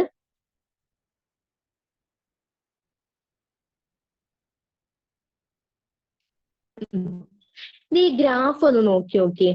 ദേ തന്നിട്ടുള്ള ഗ്രാഫ്, ഈ ഗ്രാഫ് ഒന്ന് നോക്കിയേ. ഇതില് നമ്മൾ സ്ട്രോങ്ങും വീക്ക് ഇലക്ട്രോലൈറ്റിന്റെ കോൺസെൻട്രേഷന്റെ ഗ്രാഫാണ്. അതിൽ സ്ട്രോങ്ങിന്റെ എക്സാമ്പിൾ KCL-ഉം വീക്കിന്റെ എക്സാമ്പിൾ CH3COOH ആണ്. രണ്ടും കൂടി ഒരേ ഗ്രാഫിൽ തന്നു എന്ന് മാത്രമേ ഉള്ളൂ. വേറെ പ്രത്യേകിച്ച് പ്രശ്നങ്ങളൊന്നും തന്നെ ഇല്ല കേട്ടോ. അപ്പോ the dilution decreases as such attraction and increase the value of the lambda M and delta E. ഇതെന്താ ഞാൻ പറഞ്ഞുതരാം, ഒന്ന് ശ്രദ്ധിച്ചോളൂ. അതായത് ഇവിടെ ഞാൻ എന്താ പറഞ്ഞെന്ന് വെച്ച് കഴിഞ്ഞാൽ, ഇപ്പൊ നമ്മൾ സ്ട്രോങ് ഇലക്ട്രോലൈറ്റ് KCL-ന്റെ കാര്യം ഇപ്പൊ നമ്മൾ പറയുന്നത്. KCL മനസ്സിൽ കണ്ടോളൂ. KCL-ന്റെ കാര്യം ഇപ്പൊ നമ്മൾ പറയുന്നത്. അപ്പൊ CH3COOH മാച്ച് കളയാം. KCL നിങ്ങൾ മനസ്സിലേക്ക് കൊണ്ടുവന്നേ. ഇവിടെ ദ മോളാർ കണ്ടക്ടൻസ്, ഇവരുടെ മോളാർ കണ്ടക്ടൻസ് അതായത് ലാംഡ എം എന്ത് ചെയ്യുന്നു? പതിയെ പതിയെ ഇൻക്രീസ് ചെയ്ത് വരികയാണ് ചെയ്യുന്നത്. അതായത് ഈ ഒരു സൊല്യൂഷന്റെ കോൺസെൻട്രേഷൻ കുറഞ്ഞു കുറഞ്ഞു വരുമ്പോ മോളാർ കണ്ടക്ടൻസിന്റെ വാല്യൂ പതിയെ പതിയെ കൂടി കൂടി വരികയാണ് ചെയ്യുന്നത്. ഓക്കെ അല്ലെ? അങ്ങനെ കൂടി കൂടിയിട്ട് ഈ ലാംഡ എമ്മിന് ഈ ഒരു ലിമിറ്റിംഗ് വാല്യൂവിൽ എത്താനുള്ള ഒരു ടെൻഡൻസി കാണിക്കും. അതായത് there is a tendency for lambda m to approach a certain limiting value when the concentration approaches 0. അതായത് കോൺസെൻട്രേഷൻ 0 കുറഞ്ഞ്, ഞാൻ പറഞ്ഞു കോൺസെൻട്രേഷൻ കുറഞ്ഞു വരുന്നു, മോളാർ കണ്ടക്ടൻസ് കൂടി വരുന്നു. അപ്പൊ ഈ കോൺസെൻട്രേഷൻ കുറഞ്ഞ് 0-യിലേക്ക് എത്തും തോറും ഈ ലാംഡ എമ്മിന് ഒരു ലിമിറ്റിംഗ് കൂടി ഒരു ലിമിറ്റിംഗ് വാല്യൂവിലേക്ക് എത്താനുള്ള ഒരു ടെൻഡൻസി കൂടി വരുന്നു. അതിനെയാണ് നമ്മൾ ഡൈലൂഷൻ ഇൻഫൈനൈറ്റ് എന്ന് പറയുന്നത്. അതായത് ലാംഡ 0m. ഇപ്പൊ പിടികിട്ടിയോ? ഓക്കെ അല്ലേ? അപ്പൊ ലാംഡ 0m അഥവാ ലാംഡ എം ഇൻഫിനിറ്റി എന്നൊക്കെ പറഞ്ഞാൽ ഒരു ലിമിറ്റിംഗ് വാല്യൂ ആണ്. അത് ഇവിടെ തന്നിട്ടുണ്ട്. ഓക്കെ, ലാംഡ എം 0 അല്ലെങ്കിൽ ലാംഡ ഇൻഫിനിറ്റി എന്നൊക്കെ പറഞ്ഞ എന്താണ്? ഇത് കണ്ടോ? ഇതൊരു ലിമിറ്റിംഗ് വാല്യൂ ആണ്. അതായത് മോളാർ കണ്ടക്ടിവിറ്റി അറ്റ് 0 കോൺസെൻട്രേഷൻ 0 ആയിട്ട് വരുമ്പോൾ ഉണ്ടാവുന്ന മോളാർ കണ്ടക്ടിവിറ്റിനെയാണ് നമ്മൾ എന്തെന്ന് പറയുന്നത്? Conductivity at infinite dilution lambda 0m എന്ന് പറയുന്നത്. പിടികിട്ടിയോ? ഓക്കെ അല്ലേ? ഇതാണ് സ്ട്രോങ് ഇലക്ട്രോലൈറ്റുകളുടെ കേസിൽ വരുന്ന ഭാഗം. ഓക്കെ അല്ലേ? അപ്പൊ സ്ട്രോങ് ഇലക്ട്രോലൈറ്റിന്റെ കോൺസെൻട്രേഷനിൽ വരുന്ന ഭാഗമാണ് ഇപ്പൊ നമ്മൾ പറഞ്ഞത്. നമ്മൾ എടുത്ത എക്സാമ്പിൾ KCL ആണ്. ഇവിടെ കോൺസെൻട്രേഷൻ കുറഞ്ഞു വരുന്തോറും ഇവരുടെ മോളാർ കണ്ടക്ടൻസ് കൂടി വരുന്നു. അങ്ങനെ കോൺസെൻട്രേഷൻ കുറഞ്ഞ് 0-യിലേക്ക് ഇങ്ങനെ 0-ക്ക് ഇങ്ങനെ തട്ടി അല്ലെ, 0 എത്തുമ്പോൾ ഈ മോളാർ കണ്ടക്ടൻസ് കൂടി ഒരു ലിമിറ്റിംഗ് വാല്യൂവിലേക്ക് എത്തുന്നു. ആ ലിമിറ്റിംഗ് വാല്യൂവിനെ നമുക്ക് ലാംഡ എം 0 അല്ലെങ്കിൽ ലാംഡ എം ഇൻഫിനിറ്റി എന്നൊക്കെ പറയാം. അതിനെയാണ് molar conductance at infinite dilution എന്ന് പറയുന്നത്. ഇപ്പൊ കിട്ടിയല്ലോ? ഇപ്പൊ ക്ലിയർ ആയില്ലേ? ഇനി നമുക്ക് വീക്ക് ഇലക്ട്രോലൈറ്റ് എടുത്താലോ? ഏതാണ് വീക്ക് ഇലക്ട്രോലൈറ്റ്? CH3COOH അല്ലേ? ഇനി വീക്ക് ഇലക്ട്രോലൈറ്റ്സില് ഈ change in lambda M with dilution is due to increase in the degree of dissociation and consequently increase in the number of ions in total volume of the solution that contain 1 mole of the electrolyte. Here, lambda m increases steeply on dilution, especially near lower concentration. നിങ്ങൾ ആ graph ഒന്ന് നോക്കിയേ. ആ graph എങ്ങനെയാണ്? ദാ കണ്ടോ? ഇങ്ങനെ ഒരു ഗ്രാഫാണ് അല്ലെ നമുക്ക് കിട്ടുന്നത്? അല്ലെ, ഇങ്ങനെ ഒരു ഗ്രാഫാണ് നമുക്ക് കിട്ടുന്നത് അല്ലെ? ചിത്രത്തില് ആണോ? ഇങ്ങനെ ഒരു ഗ്രാഫാണ് നമുക്ക് കിട്ടുന്നത് അല്ലെ. അതായത് ഇവിടെ എന്താ ഉണ്ടാവും എന്ന് വെച്ച് കഴിഞ്ഞു കഴിഞ്ഞാൽ വീക്ക് ഇലക്ട്രോലൈറ്റ്സില് the degree of ionisation increases dilution which increases the value of lambda M. The limiting value lambda 0 m cannot be obtained by extrapolating the graph. Limiting value lambda 0 m for weak electrolytes obtained by Colrash's law. എന്താ പറയുന്നത്? Yes, ശ്രദ്ധിച്ചു നോക്കിയേ. ഇവിടെ എന്താ ഉണ്ടാവുന്നത്? ഈ lambda M, ഇവിടെയല്ലേ lambda M? ഈ ലാംഡ എം ഇതാണ് റൂട്ട് സി അല്ലെ, കോൺസെൻട്രേഷൻ. ഓക്കെ അല്ലെ? ഈ ലാംഡ എം എപ്പോഴെങ്കിലും ഈ ഒരു ഗ്രാഫ് ഇതിലേക്ക് തട്ടുന്നുണ്ടോ? തട്ടുന്നില്ല അല്ലെ. ഒരു സ്റ്റീപ്ലി ഡൈല്യൂഷൻ ആണ് ഇവിടെ ഉണ്ടാവുന്നത് അല്ലേ? അതായത് നമുക്ക് ലിമിറ്റിംഗ് വാല്യൂ ആയിട്ടുള്ള അല്ലെങ്കിൽ ഇൻഫൈനൈറ്റ് ഡൈല്യൂഷൻ ലാംഡ 0 എം നമുക്ക് എപ്പോഴെങ്കിലും ഈ ഗ്രാഫിൽ കിട്ടുന്നുണ്ടോ?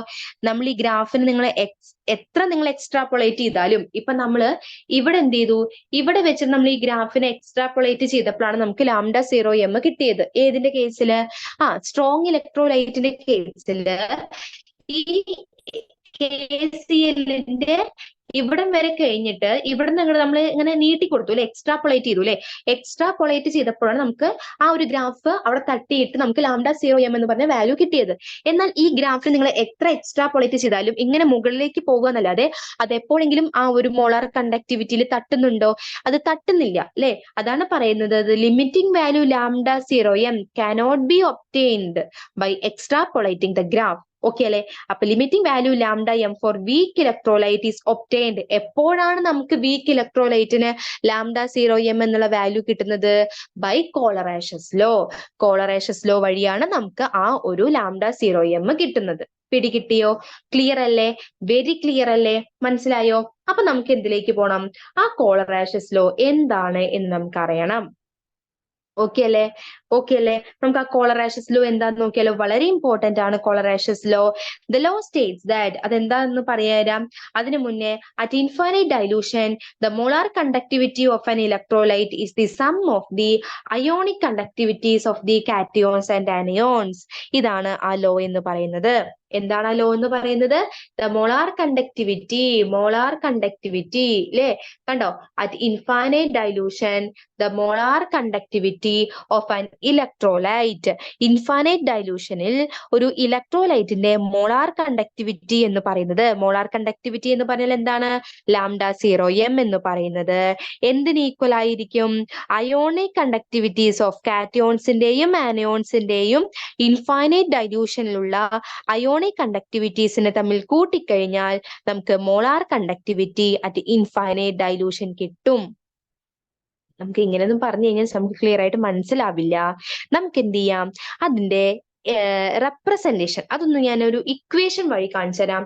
അപ്പൊ നിങ്ങൾക്ക് ഒന്നുകൂടി ക്ലിയർ ആയിട്ട് നമുക്ക് കിട്ടും. ഓക്കെ അല്ലേ? എവിടെ ഇക്വേഷൻ? നമുക്ക് ഇക്വേഷനിലേക്ക് പോയാലോ? അപ്പൊ നിങ്ങൾക്ക് ഒന്നുകൂടി ക്ലിയർ ആയിട്ട് കിട്ടും. യെസ്, ഇതാണ് ഇക്വേഷൻ എന്ന് പറയുന്നത്. ലാംഡ 0 എം അതാണ് molar conductivity of an electrolyte at infinite dilution is equal to. അപ്പൊ ഈക്വൽ ടു ഏതിന്റെയൊക്കെ മോളാർ കണ്ടക്ടിവിറ്റിക്ക് ഈക്വൽ ആയിരിക്കും? കാറ്റയോണിന്റെയും ആനയോണിന്റെയും മോളാർ കണ്ടക്ടിവിറ്റിക്ക് ഈക്വൽ ആയിരിക്കും. ഓക്കെ അല്ലേ? പിടികിട്ടിയോ? ഇതില് ശ്രദ്ധിക്കേണ്ട കാര്യം ഞാൻ പറഞ്ഞുതരാം. ഈ ഇക്വേഷൻ തന്നെ നമുക്ക് വേണമെങ്കിൽ മറ്റൊരു രീതിയിൽ കൂടി എഴുതാം. ആ രീതി ഒന്ന് കാണിച്ചു തരാം. ഈ ഇക്വേഷൻ നമുക്ക് എങ്ങനെ എഴുതാന്നറിയോ? Lambda 0 M molar conductivity at infinite dilution is equal to gamma plus lambda 0 plus cation ആണ്, പ്ലസ് വലിയ plus gamma minus lambda 0 minus. ഇങ്ങനെയും ഈ ഇക്വേഷൻ എഴുതാം. കേട്ടോ, നിങ്ങൾ ഏത് വേണമെങ്കിലും പഠിച്ചോളൂ. ഇങ്ങനെയും നമുക്ക് ഈ ഇക്വേഷന് എഴുതാം. ഇത് ഗാമയാണ്, ഗാമ. ഇതിൽ ശ്രദ്ധിക്കേണ്ട കാര്യം ഈ സംഭവം, ഏത് സംഭവങ്ങൾ പറഞ്ഞുതരാം. ഓക്കെ, ഇത് ഈ ഒരു ഇതും അതായത് ലാംഡ 0 മൈനസും ഇത് നമ്മൾ molar conductivities of cations and anions at infinite dilution എന്നാണ് പറയുന്നത്. ഓക്കെ അല്ലെ? ഈ ലാംഡ 0 പ്ലസും ലാംഡ 0 മൈനസ് എന്ന് പറഞ്ഞാൽ എന്താണ്? ഇൻഫൈനൈറ്റ് ഡൈലൂഷനിലുള്ള കാറ്റിയോൺസിന്റെയും ആനിയോൺസിന്റെയും മോളാർ കണ്ടക്ടിവിറ്റിയാണ്. പിന്നെ ബാക്കിയുള്ളത് ഏതാണ്? ബാക്കി വരുന്ന ആളാരാണ്? യെസ്, ഇത് അല്ലെ, ഗാമ പ്ലസും ഈ ഗാമ മൈനസും. ഈ ഗാമ പ്ലസ് ഗാമ മൈനസ് എന്ന് പറഞ്ഞു കഴിഞ്ഞാൽ number of cations and anions from a formula unit of the electrolyte. നമ്പറിനെ കാണിക്കുന്നതാണ് ഈ ഗാമ പ്ലസും ഗാമ മൈനസും. ഇപ്പൊ പിടികിട്ടിയോ? മനസ്സിലായോ? അപ്പൊ കാറ്റോണിന്റെയും ആനിയോണിന്റെയും ഇൻഫൈനൈറ്റ് ഡൈലൂഷനെ കാണിക്കുന്ന ലെറ്റർ ഏതാണ്? ലാംഡ 0 പ്ലസും ലാംഡ 0 മൈനസും. ഈ ഗാമ പ്ലസും ഗാമ മൈനസ് എന്ന് പറയുന്നത് number of cations and anions. Okay അല്ലേ? മറന്നു പോവില്ലല്ലോ. Okay, yes, number of cations and anions. നമുക്കൊരു എക്സാമ്പിൾ വെച്ച് ഞാൻ പറഞ്ഞുതരാം.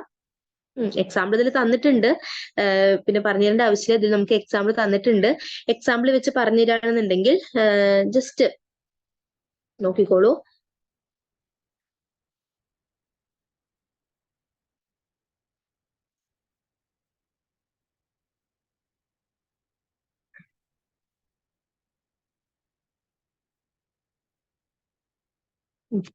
എക്സാമ്പിൾ വെച്ച് പറയുകയാണെങ്കിൽ ലാംഡ 0 എം ആരുടെ നമ്മൾ എഴുതുന്നത്? NaCl എടുത്തു എന്ന് വിചാരിക്കൂ. സോഡിയം ക്ലോറൈഡ് വീക്ക് ഇലക്ട്രോലൈറ്റ് അല്ലേ? ഈക്വൽ ടു എങ്ങനെ കൊടുക്കാന്നറിയോ? ലാംഡ 0 എന്തെന്ന് കൊടുക്കാം? Na plus plus lambda 0 Cl minus. ഇതൊരു എക്സാമ്പിൾ ആയില്ലേ? ഇനി മറ്റൊരു എക്സാമ്പിൾ കൂടി പറഞ്ഞു തരട്ടെ. Lambda 0 M CaCl2 calcium chloride. ഇതിന്റെ നമ്മൾ എങ്ങനെ എഴുതാന്നറിയോ? നിങ്ങളൊന്ന് എഴുതാൻ നോക്കിയേ, ഒന്ന് ശ്രമിച്ചു നോക്കിയേ. യെസ്, എങ്ങനെ എഴുതുന്നത്? മനസ്സിൽ പറഞ്ഞു നോക്കിയേ നമ്മള്. അതായത് ലാംഡ 0 എങ്ങനെ കൊടുക്കാം? കാറ്റിയോണിന് വേണം അല്ലേ അത് എഴുതാനായിട്ട്. അപ്പൊ Ca2 പ്ലസ് പ്ലസ് ലാംഡ 0 എന്തെന്ന് വരും? ഇങ്ങനെ വരും, Cl മൈനസ്. യെസ്, ഓക്കെ ആണോ? പിടികിട്ടിയോ? ഇങ്ങനെയാണ് നമ്മൾ ഈ വീക്ക് ഇലക്ട്രോലൈറ്റുകളുടെ പോളറൈസേഷൻ ലോ വെച്ചിട്ട് limiting molar conductivity at infinite dilution നമ്മൾ എഴുതുന്നത്. ഓക്കെ അല്ലേ? ഇനി നമുക്ക് ഇവരുടെ അപ്ലിക്കേഷൻസ് ഒന്ന് നോക്കിയാലോ? നോക്കാം അല്ലെ?